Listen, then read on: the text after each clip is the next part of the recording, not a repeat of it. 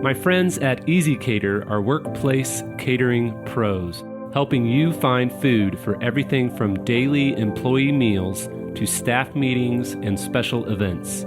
Visit easycater.com/leaderassistant to find out more.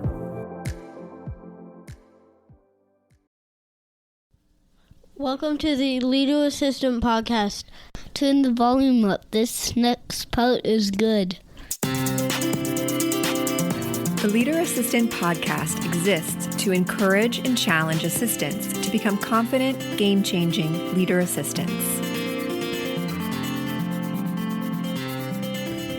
Hey friends, thanks for tuning in to the Leader Assistant Podcast. It's episode 132, and I am going to share an excerpt from my book, The Leader Assistant: 4 Pillars of a Confident, Game-Changing Assistant. You can check out the full book at amazon.leaderassistant.com. There's a digital ebook that you can read on your Kindle device or on your iPhone or on your desktop or in your browser or on your iPad via the Amazon Kindle app. You can also download it in the Apple iBooks store, or Barnes & Noble ebook option should be available. So you can check it out at amazon.leaderassistant.com for the ebook, the paperback, hardcover, or the audiobook. And that's what you're going to hear in a minute, is an excerpt from the audiobook. So this excerpt is from Pillar 3. It's the intro to Pillar 3, which is Engage in Relationships. And then it's Chapter 19, which is the dehumanization of assistants. And I'm going to talk a little bit about the loneliness that we feel in our role as assistants. And I shared this chapter in the book on my blog recently, and a lot of people reached out and just said, man, I can so relate to this. Thank you for sharing. I'm glad I'm not the only one that experiences these types of interactions. So anyway, I wanted to share the excerpt of the book with you. Again, you can check out the entire book on Amazon.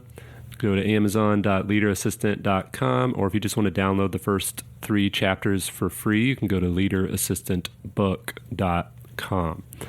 And yeah, I hope you enjoy it. One note, the intro to Pillar 3 includes some notes about how I currently work in an open office and how I currently live in St. Louis.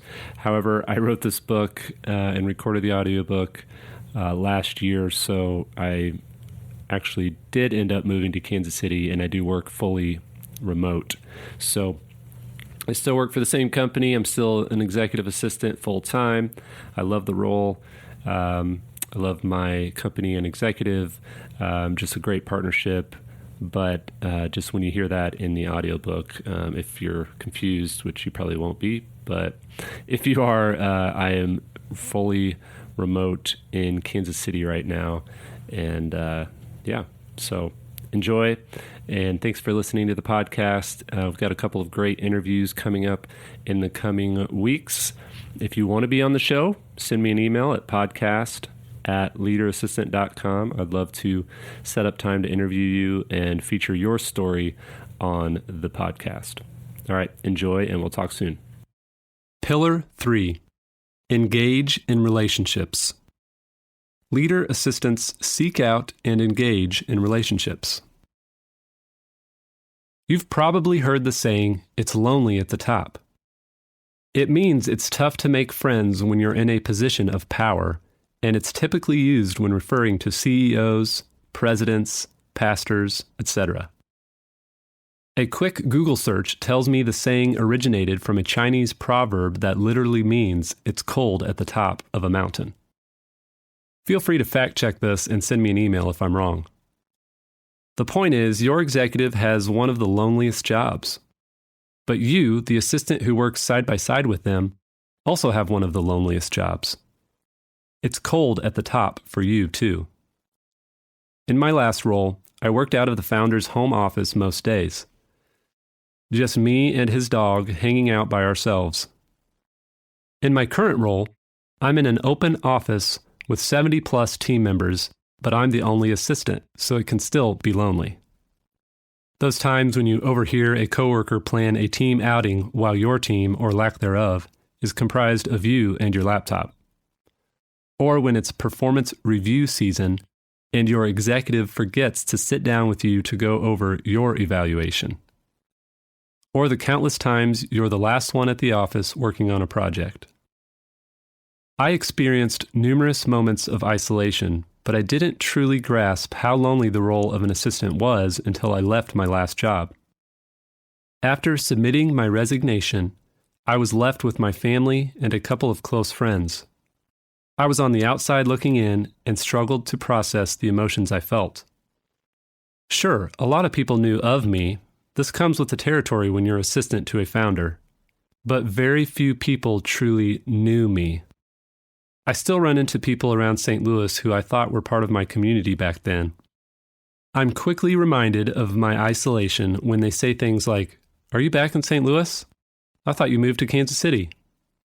Nope, I've been in St. Louis the entire time, friend. One of my all-time favorite TV series is a show called Rectify. The main character spends nearly 20 years on death row before a new DNA test nullifies his conviction and he's released. I was watching one episode while still in the thick of trying to rectify, pun intended, my loneliness. This quote from the main character hit a bit too close to home for me. When you are alone with yourself all the time, with no one but yourself, you begin to go deeper and deeper into yourself until you lose yourself. It's a perverse contradiction. It's like your ego begins to disintegrate until you have no ego. Not in the sense that you become humble or gain some kind of perspective, but that you literally lose your sense of self. And I'm not sure anyone, unless they have gone through it, can truly understand how profound that loss is. I know my situation was nothing compared to being on death row for 20 years. And my lack of connection to others was partly my fault for giving up on people. More on this later. But this quote describes exactly how I felt at the time. I had lost my sense of self in the midst of serving others. I was disconnected from those who could understand what I was going through. If I was going to cross that glacier, I was going to have to do it alone. We'll dive into how you can avoid ending up alone like I was in the coming chapters. But first, let's look at one of the biggest contributors to my isolation, the dehumanizing nature of being an assistant. Chapter 19, The Dehumanization of Assistants. We've all been there. Someone across the room waves in your direction. You wave back, but then you quickly realize they weren't waving at you. You pretend you were waving at someone else so you don't look like a fool. A similar scenario happened to me over and over again during my time as an assistant at my last organization. I'd walk into a room and someone would come up to me and say hi. I'd say hi back and we'd exchange small talk. As the conversation progressed, I'd realize this person wasn't ultimately interested in me. This was a common conversation for me. "How's your boss doing?"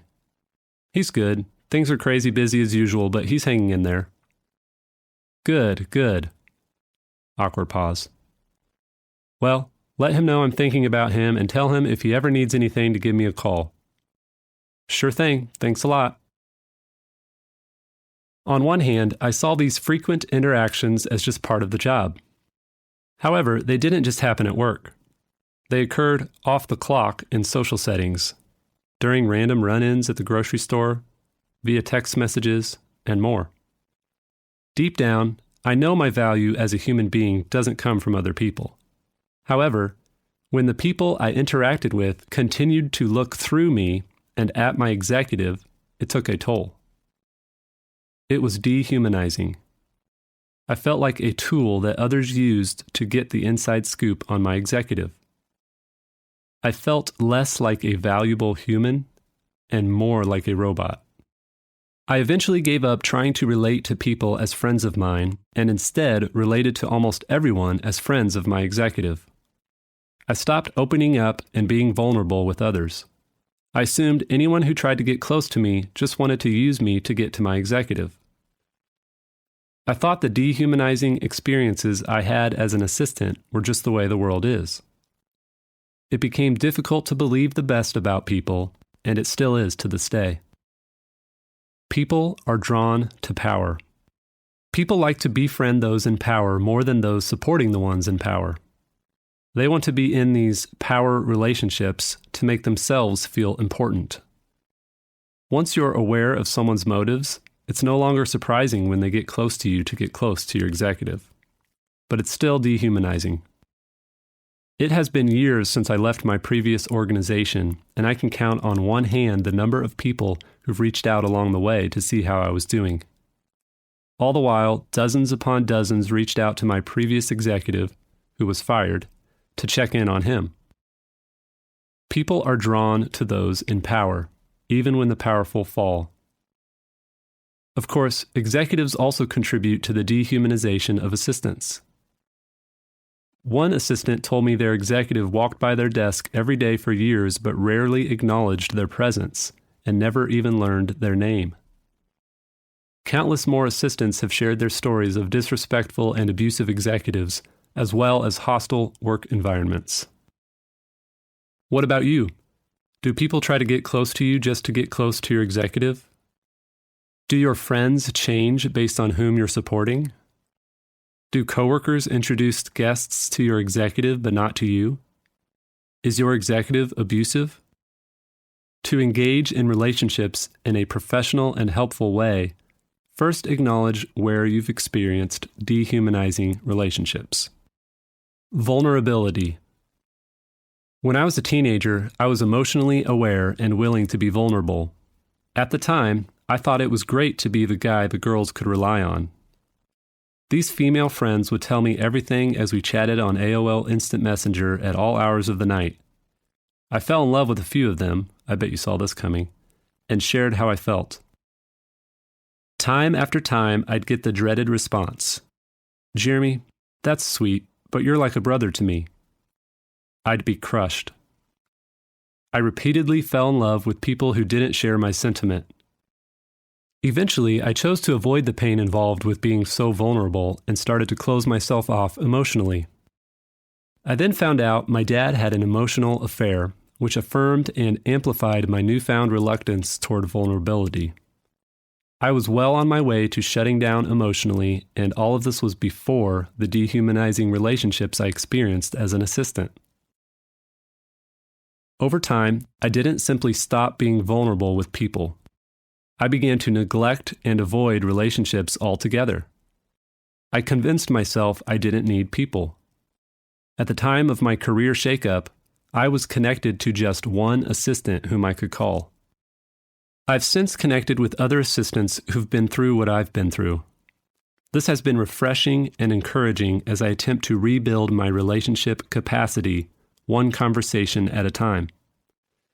I'm much less cynical and cold-hearted than I was before, and although I still keep things close to my chest for a long time, I'm at least aware of the struggle. On one hand, I want to encourage you to be vulnerable and open up to others. As Alfred Lord Tennyson put, "'Tis better to have loved and lost than never to have loved at all," right? On the other hand, I want to tell you not to trust anyone and to go it alone. I'm not going to do that, though, because I now know that's a miserable way to live. Instead, I'll encourage you to be vulnerable, take risks, and put yourself out there, but also to be aware of how people might use or abuse you. Life is too short to journey across glaciers alone, but it's also too short to let others walk over you to climb their own glacier. Take an audit of your current relationships. Then do your best to limit the time spent with those who use you. If you're not sure which of your relationships are healthy, find a trusted friend with an outside perspective to help. Hopefully, you haven't experienced many dehumanizing interactions in your career, but if you have, please don't shut down. See a counselor or therapist like I did. Hire a personal development or career coach. Take calculated risks. Be vulnerable before you're stuck without anyone to be vulnerable with. In the rest of Pillar 3, we'll look at growing your network of assistants, then walk through ways to lead your relationships with your executive and your coworkers. I hope you enjoyed this excerpt from my audiobook, The Leader Assistant, 4 Pillars of a Confident, Game-Changing Assistant. You can check out the entire audiobook at audio.leaderassistant.com. Thank you for being a leader.